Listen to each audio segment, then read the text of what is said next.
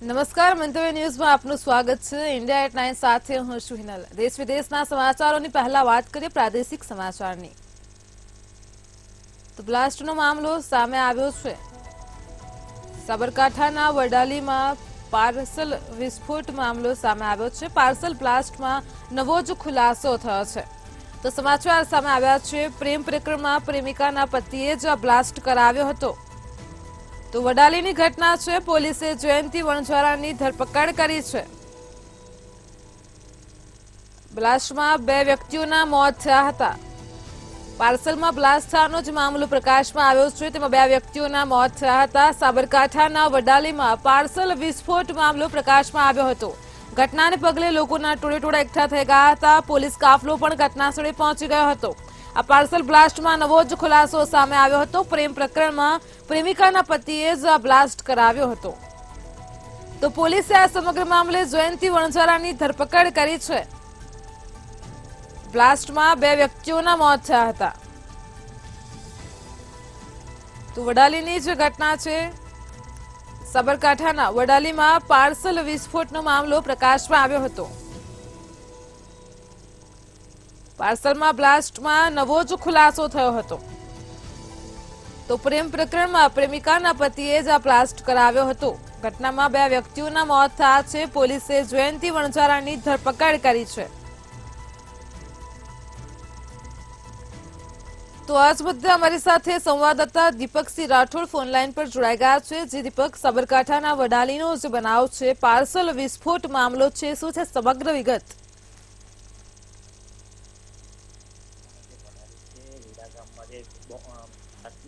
ઘટના બની હતી જે આખો ઘટના મોટો વળાંક આવ્યો કહી શકાય। જે પ્રેમ છે, પ્રેમ પ્રકરણમાં પ્રેમિકાએ પતિએ કરાવ્યો હતો બ્લાસ્ટ। અને જો વાત કરવાથી સંજીભાઈ વંજારા છે તેની પોલીસ પણ ધરપકડ કરવામાં આવી છે।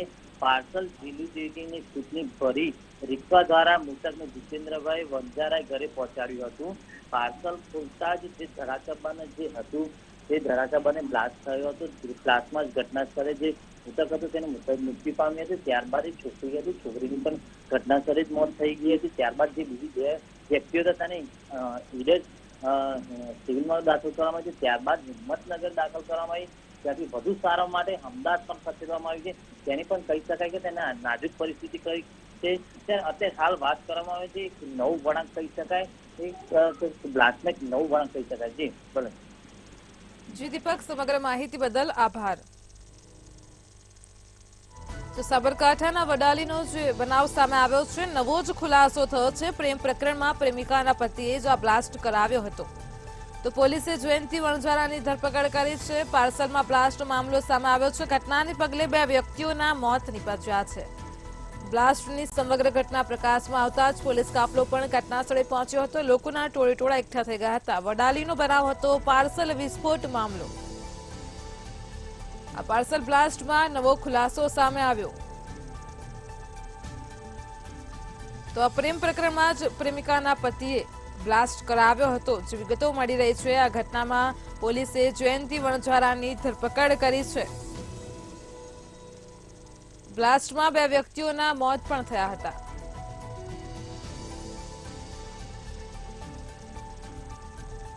તો સાબરકાંઠાના વડાલીનો પાર્સલ વિસ્ફોટનો બનાવ સામે આવ્યો હતો।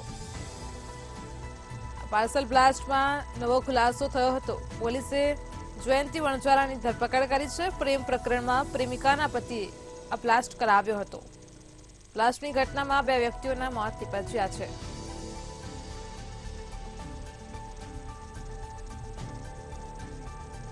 વડાલીનો જે સમગ્ર બનાવ સામે આવ્યો હતો, પાર્સલ બ્લાસ્ટનો મામલો સામે આવ્યો હતો। ઘટનાને પગલે પોલીસ કાફલો અને સ્થાનિક લોકોના ટોળેટોળા એકઠા થઈ ગયા હતા।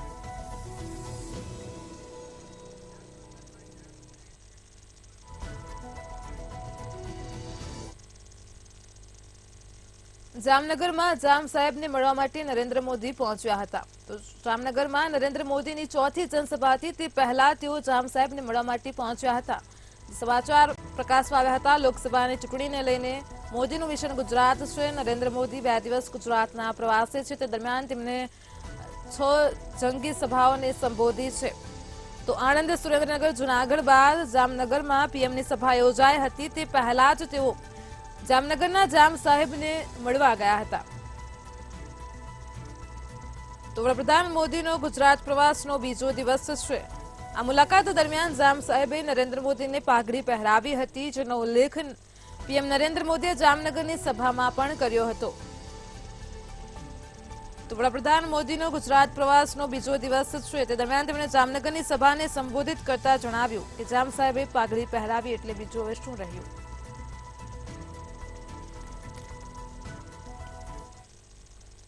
ગુજરાતમાં લોકસભા ચૂંટણીને હવે ગણતરીના દિવસો બાકી રહ્યા છે. ગુજરાતમાં પીએમ મોદીનો આજે પ્રચારનો બીજો દિવસ. આજે સવારે આણંદ અને સુરેન્દ્રનગરમાં જાહેર સભાઓને સંબોધ્યા બાદ બપોરે જૂનાગઢમાં ત્રીજી સભાને સંબોધી હતી. પીએમએ આણંદમાં એક જનસભામાં કહ્યું કે ભારતમાં કોંગ્રેસ નબળી પડી રહી છે, અહીં કોંગ્રેસ મરી રહી છે અને ત્યાં પાકિસ્તાન રડે છે. પાકિસ્તાન રાજકુમારને વડાપ્રધાન બનાવવા માટે તલપાપડ છે અને પાકિસ્તાન અને કોંગ્રેસ વચ્ચેની આ ભાગીદારી સંપૂર્ણ રીતે ખુલ્લી પડી ગઈ છે. તો નરેન્દ્ર મોદીએ સુરેન્દ્રનગરમાં તેમની બીજી જાહેર સભામાં કહ્યું કે કોંગ્રેસ હંમેશા ખોટી ડિલિવરી કરનારી પાર્ટી રહી છે. તેમણે દેશને આઝાદી અપાવવાને બદલે દેશના જ ભાગલા કર્યા. દેશનો વિકાસ કરવાને બદલે જે હતું તે પણ લૂંટી લીધું. જૂનાગઢમાં સરદાર પટેલના પ્રદાનને યાદ કરી કોંગ્રેસ પર પ્રહાર કરતા તેમણે કહ્યું કે હું તો વિચારીને ક્યારેક કાપી ઉઠું છું કે સરદાર પટેલ ન હોત તો તેને ગુજરાતના ગૌરવની ચિંતાએ લોકો ન કરત અને મારું જૂનાગઢ પણ પાકિસ્તાન પાસે ચાલ્યું ગયું હોત. જૂનાગઢમાં યોજાયેલી વિજય વિશ્વાસ સભાના માધ્યમથી વડાપ્રધાને જૂનાગઢ, અમરેલી અને પોરબંદર લોકસભા બેઠકને આવરી લીધી હતી. પ્રધાનમંત્રીને સાંભળવા માટે જામનગર શહેર, જિલ્લા ઉપરાંત દેવભૂમિ, દ્વારકા અને પોરબંદરથી પણ મોટી સંખ્યામાં લોકો અને ભાજપના કાર્યકરો જામનગર આવી પહોંચ્યા હતા. જામનગરમાં સભાને સંબોધતા પહેલા પીએમ મોદીએ જામનગરના જામ સાહેબ શત્રુશલ્યસિંહજી જાડેજા સાથે મુલાકાત કરી હતી. બાપુએ પીએમને પાઘડી પહેરાવી અને આવકાર્યા હતા.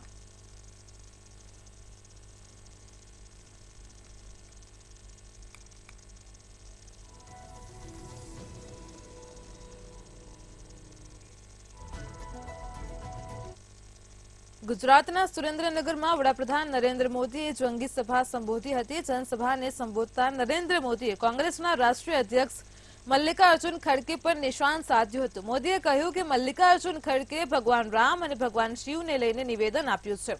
હિન્દુ સમાજમાં ભાગલા પાડવાની રમત રમાય છે. તેઓ રામ ભક્તો અને શિવ ભક્તો વચ્ચે ભેદભાવ કરીને લડાઈ ઊભી કરવા માંગે છે. તેમણે કહ્યું કે આપણી પરંપરાઓ છે જે હજારો વર્ષોથી ચાલી આવી છે અને જે પરંપરાઓ મુગલો પણ તોડી શક્યા ન હતા, હવે તેને કોંગ્રેસ તોડવા માંગે છે. કોંગ્રેસ હંમેશા ખોટા કામ કરનારી પાર્ટી રહી છે. તેમની પાસે આઝાદી માંગવામાં આવી હતી પરંતુ તેમને ભાગલા મળ્યા. તેઓ વિકાસ આપવાના હતા પરંતુ તેમણે દેશને લૂંટ્યો. ગરીબોનો હિસ્સો કોંગ્રેસમાં ગયો. હવે તેઓ એસટી, એસસી, ઓબીસી અનામત ચોરીને મુસ્લિમોને આપવા માંગે છે. भगवान राम और भगवान शिव, उसके संबंध में बड़ा खतरनाक बयान दिया है और वे बदिरादे से दिया गया हुआ स्टेटमेंट है. हिंदू समाज को बांटने के लिए खेल खेला गया है. वो राम भक्तों को और शिव भक्तों में भेद देखते हैं.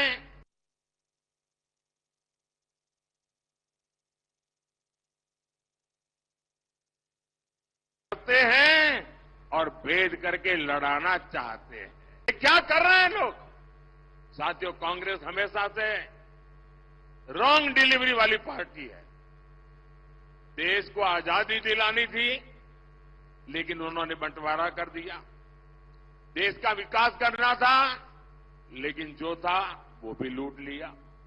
गरीबों का पैसा गरीबों को जाना था लेकिन कांग्रेस की तिजोरी में पहुंचा.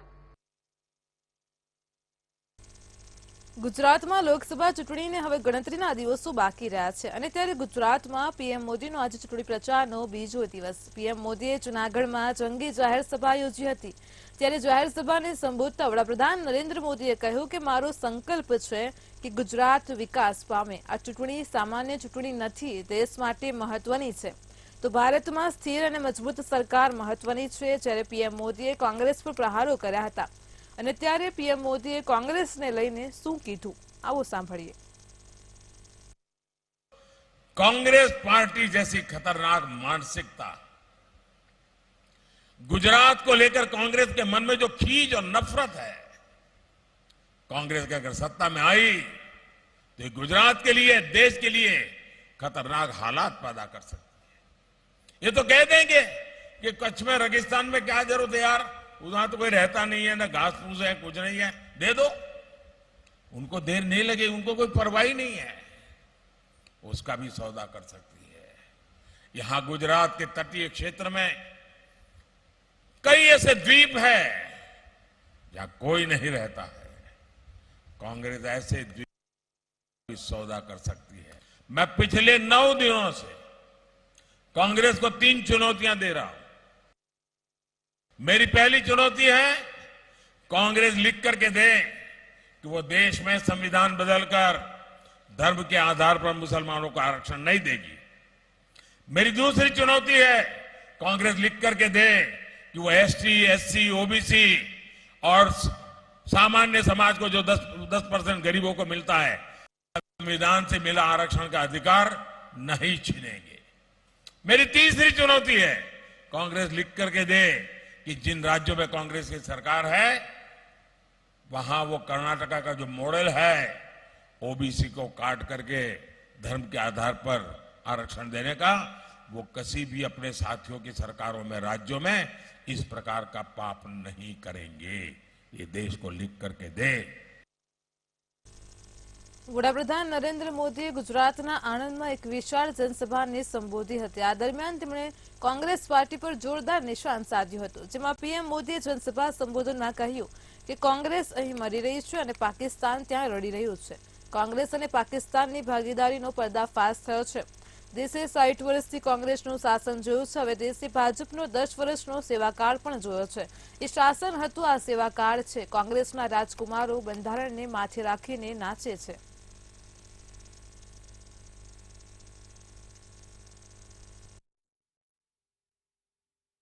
यहां कांग्रेस मर रही है और वहां पाकिस्तान रो रहा है.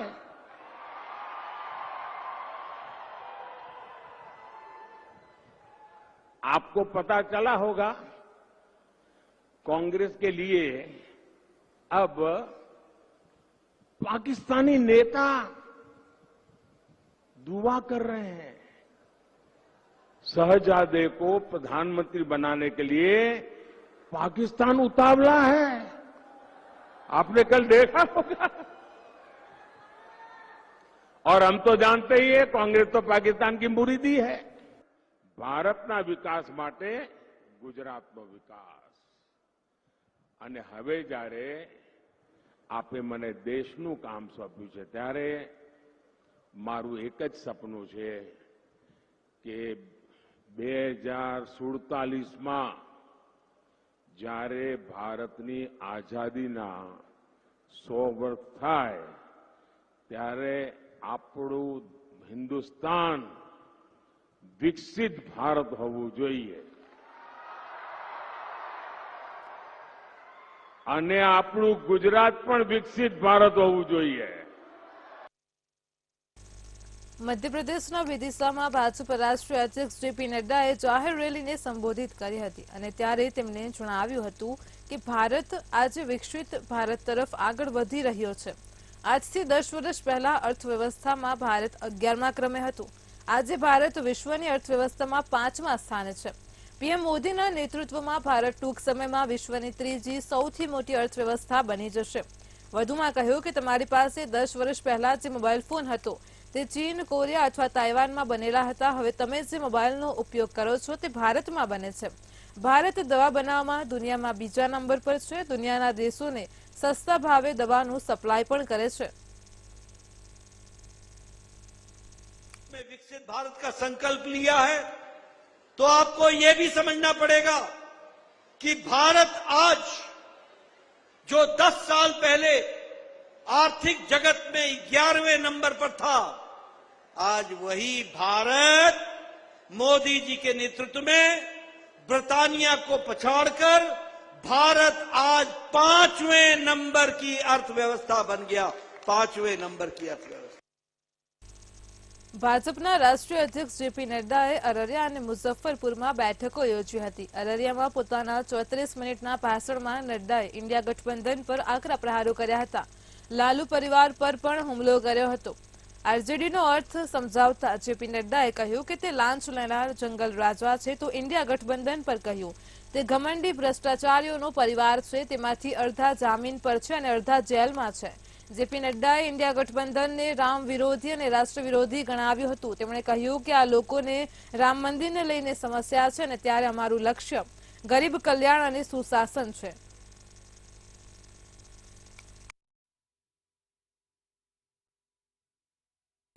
લોકસભાની ચૂંટણી માટે પ્રચંડ પ્રચાર ચાલી રહ્યો છે અને ત્યારે વડાપ્રધાન નરેન્દ્ર મોદી, અમિત શાહ, યોગી આદિત્યનાથ જેવા દિગ્ગજ ચૂંટણી પ્રચારે लाग्યા છે અને ત્યારે કેન્દ્રીય ગૃહમંત્રી અમિત શાહ ચૂંટણી પ્રચાર કરવા માટે ઓવેસીના ગઢમાં પહોંચ્યા હતા। બીજેપી ઉમેદવાર માધવી લતાના સમર્થન માટે તેઓ હૈદરાબાદ પહોંચ્યા હતા અને ત્યાં તેમણે રોડ શો કર્યો હતો। જય જય શ્રી રામના નારા પણ લગાવ્યા હતા। વધુમાં અમિત શાહે કહ્યું કે કોઈએ ડરવાની જરૂર નથી। હૈદરાબાદમાં કોઈ વ્યક્તિને સ્પર્શ કરવાની કોઈની હિંમત નથી।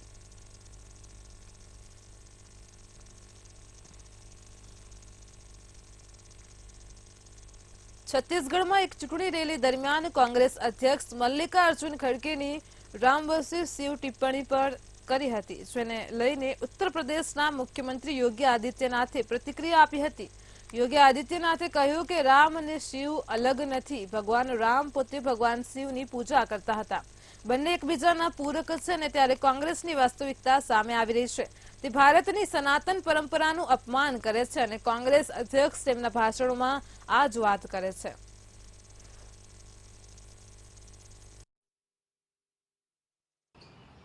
स्वाभाविक रूप से कांग्रेस की वास्तविकता सामने आ रही है। भारत की सनातन परंपरा को अपमानित करना, उसको लांछित करना, भारत की आस्था के साथ खिलवाड़ करना, ये कांग्रेस की प्रवृत्ति है और कांग्रेस अध्यक्ष के द्वारा यही बात जो उनको कांग्रेसी संस्कार में प्राप्त हुआ है, वही बात वो अपने भाषणों में कर रहे हैं। उत्तर प्रदेशना मुख्यमंत्री योगी आदित्यनाथे महाराष्ट्रना सोलापुरमा चूंटणी रेलीने संबोधता કહ્યું, આજે ભારત દરેક રીતે સુરક્ષિત છે। આજે ભારતમાં કોઈ ફટાકડા ફોડે છે તો પાકિસ્તાન એવું બહાનું કાઢે છે કે તેઓ તેની પાછળ નથી, કારણ કે પાકિસ્તાન જાણે છે કે આ નવું ભારત છે। પાકિસ્તાન જાણે છે કે આજે કોઈ થપ્પડ મારશે તો ભારત તેનું જડબું તોડી નાખશે। નરેન્દ્ર મોદી અત્યાર સુધીના સૌથી સફળ વડાપ્રધાન છે। 2014 પહેલા ભારતનું વિશ્વમાં સન્માન નહોતું। દેશમાં ન તો ખેડૂતો, ન વેપારીઓ, ન દીકરીઓ સુરક્ષિત હતી। 2014 પછી પરિસ્થિતિ બદલાઈ છે અને દેશની સરહદો સુરક્ષિત બની છે। આતંકવાદનો સંપૂર્ણ નાશ થયો છે। ભારતમાં ક્યાંક બોમ્બ બ્લાસ્ટ થાય છે તો પાકિસ્તાનને સૌથી પહેલા સ્પષ્ટતા કરી છે કે તે અમે નથી કર્યું। દેશમાં ખેડૂતો આત્મહત્યા કરતા નથી। યોગી આદિત્યનાથે કહ્યું કે કેન્દ્ર સરકાર ખેડૂતો માટે ઘણી યોજનાઓ ચલાવી રહી છે।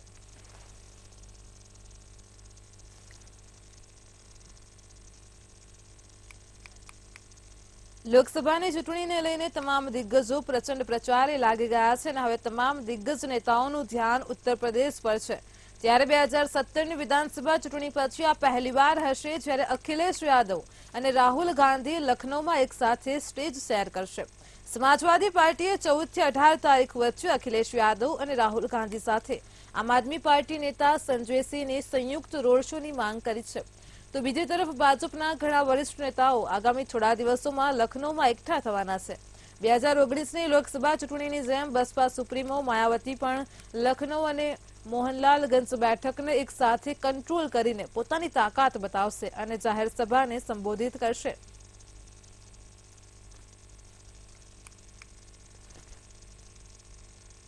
સારણના વર્તમાન સાંસદ અને ભાજપના ઉમેદવાર રાજુ પ્રતાપ રૂડીએ આજે ઉમેદવારી નોંધાવી હતી। નામાંકન બાદ રાજેન્દ્ર સ્ટેડિયમ ખાતે જાહેર સભા યોજાઈ હતી, જેમાં રક્ષામંત્રી રાજનાથ સિંહ, બીજેપી नेता રવિશંકર પ્રસાદ, શાહનવાઝ હુસૈન સહિત ઘણા મોટા નેતાઓએ ભાગ લીધો હતો અને ત્યારે રાજનાથ સિંહે કહ્યું કે રાજીવ પ્રતાપ રૂડી એક કુશળ પાયલોટ છે। મને ખાતરી છે કે તે બધાને હવામાં ઉડાડી દેશે।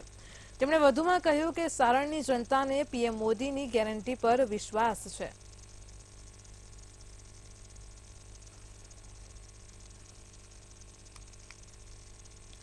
ભાજપે લોકસભા ઉમેદવારોની 17મી યાદી જાહેર કરી છે. યુપીની હાઈ પ્રોફાઇલ રાયબરેલી સીટ અને કેસરગંજના પત્તા ખુલી ગયા છે. તો ભાજપે રાયબરેલી બેઠક પર દિનેશ પ્રતાપસિંહ અને કેસરગંજ બેઠક પર બ્રિજભૂષણ શરણસિંહના પુત્ર કરણભૂષણને ટિકિટ આપી છે. કેસરગંજ બેઠક પર હાલ બ્રિજભૂષણ શરણસિંહ સાંસદ છે, જેમની પર મહિલા પહેલવાનોએ યૌન શોષણના આરોપ લગાવ્યા હતા. મહિલા પહેલવાન યૌન શોષણને કારણે તેમની ટિકિટ કપાઈ છે.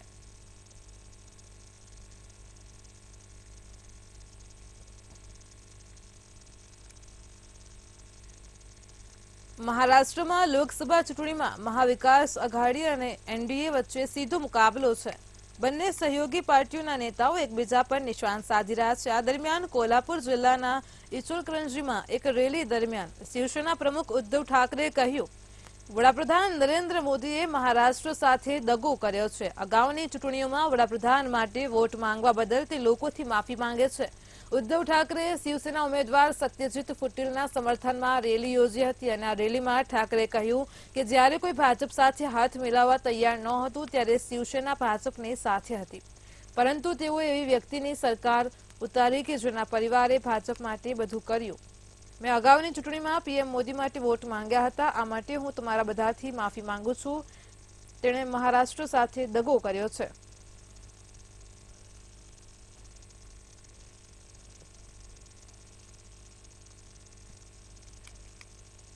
મહારાષ્ટ્રમાં લોકસભાની ચૂંટણી વચ્ચે એસએસટી ટીમે મોટી કાર્યવાહી કરી છે. સ્ટેટિક સર્વેલન્સ ટીમે પિંપરી ચિંચવડના માવલ લોકસભા મતવિસ્તારમાં એક કારમાંથી 29,50,000 રૂપિયા જપ્ત કર્યા છે. આ રોકડ વધુ તપાસ માટે આવકવેરા વિભાગને સોંપવામાં આવી છે. ચૂંટણી પંચના અધિકારી આ માહિતી આપી છે, જેનો વિડીયો સામે આવ્યો છે.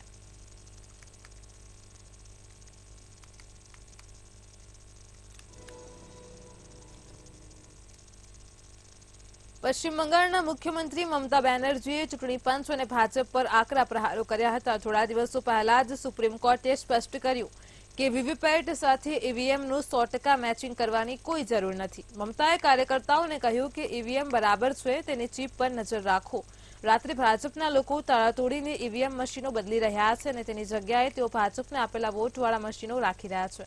મમતા બેનર્જીએ તેમના આરોપોને સાબિત કરવા માટે કહ્યું કે પહેલા અને બીજા તબક્કાના મતદાન ટકાવારીના આંકડા આપવામાં વિલંબ પર અત્યાર સુધી ચૂંટણી પંચ દ્વારા કોઈ સત્તાવાર અને સ્પષ્ટ જવાબ આપવામાં નથી આવ્યો.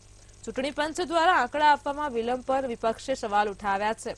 ચૂંટણી પંચના શરૂઆતના આંકડા અને છેલ્લા આંકડા વચ્ચે 6%નો તફાવત છે અને છેલ્લા આંકડા આપવામાં આવ્યા તે મોડા આપ્યા છે. ભાજપ રાજ્યભરમાં ઈવીએમ બદલી રહી છે.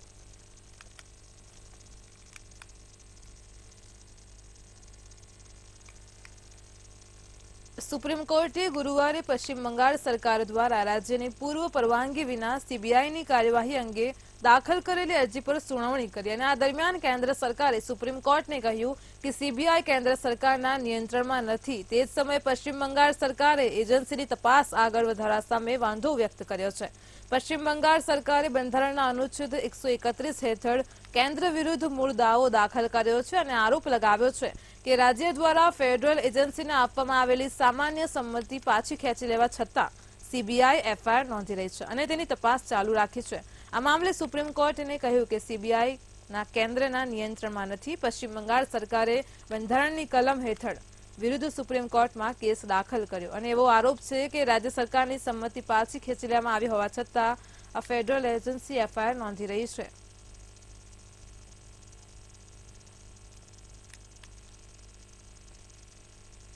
માયાવતીની આગેવાની હેઠળની બહુજન સમાજ પાર્ટીએ લોકસભા ચૂંટણી માટે ઉમેદવારોની વધુ એક યાદી જાહેર કરી છે. બસપાની આ યાદીમાં કેસરગંજ, ગોંડા, ડુમરિયાગંજ, સંત કબીરનગર, બારાબંકી, આઝમગઢ બેઠકથી ઉમેદવારોના નામ જાહેર કર્યા છે. પાર્ટીએ કેસરગંજ બેઠક પરથી નરેન્દ્ર પાંડેને ઉમેદવાર બનાવ્યા છે તો બીજી તરફ આઝમગઢથી ઉમેદવાર બદલી નાખ્યા છે. લખનૌ પૂર્વ બેઠક પરથી પેટા ચૂંટણીમાં પાર્ટીએ આલુક કુશવાહાને ટિકિટ આપી છે તો બસપાએ ગોંડા લોકસભા બેઠક પરથી સૌરભ કુમાર મિશ્રા, ડુમરિયાગંજ બેઠક પરથી મોહમ્મદ નદીમ મિઝરા અને સંત કબીરનગર બેઠક પરથી નદીમ અશરફને ટિકિટ આપી છે. બસપા દ્વારા જાહેર કરવામાં આવેલી 6 ઉમેદવારોની યાદીમાં 3 મુસ્લિમ ચહેરા છે. પાર્ટીએ 2 બ્રાહ્મણો પર પણ દાવ લગાવ્યો છે. એક અનામત બેઠક પરથી પાર્ટીએ અનુસૂચિત જાતિના ઉમેદવારને પણ ટિકિટ આપી છે. તો આઝમગઢ બેઠક પરથી ફરી ઉમેદવાર બદલ્યા અને શબીહા અંસારીને ઉમેદવાર જાહેર કરી દીધા અને હવે મઝહૂદ અહેમદને ટિકિટ આપી છે.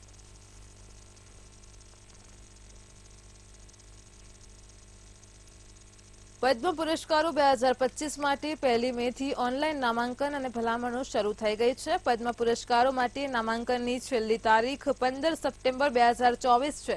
પદ્મ પુરસ્કાર માટેના નામાંકનો ભલામણો રાષ્ટ્રીય પુરસ્કાર પોર્ટલ પર ઓનલાઈન પ્રાપ્ત થશે. તો પદ્મ વિભૂષણ, પદ્મભૂષણ અને પદ્મશ્રી નામના પદ્મ પુરસ્કારો દેશના સર્વોચ્ચ નાગરિક પુરસ્કારોમાંના એક છે. 1954માં સ્થપાયેલા પુરસ્કારોની જાહેરાત દર વર્ષે પ્રજાસત્તાક દિન નિમિત્તે કરવામાં આવે છે. આ પુરસ્કાર વર્ક ઓફ ડિસ્ટિંક્શનને માન્યતા આપવાનો આશય ધરાવે છે.